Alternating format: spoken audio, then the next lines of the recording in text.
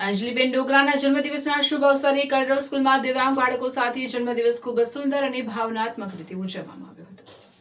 આ પ્રસંગે બાળકોને નાસ્તો, કપ કેક અને સ્ટેશનરીનો સામાન આપવામાં આવ્યો હતો. બાળકોના ચહેરા પરની ખુશી અને સ્મિત જોઈને આ દિવસ સૌ માટે ખૂબ જ ખાસ અને યાદગાર બની ગયો હતો.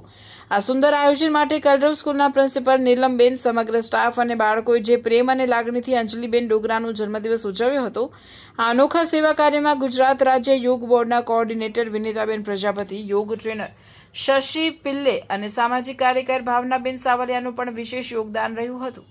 ભાવનાબેને બાળકો માટે બિસ્કિટની સેવા આપીને પુણ્ય કાર્યમાં સહયોગ આપ્યો હતો. સૌએ મળીને અંજલિબેન ડોગરાના જન્મદિવસને સાચા અર્થમાં સાર્થક અને યાદગાર બનાવી દીધો હતો.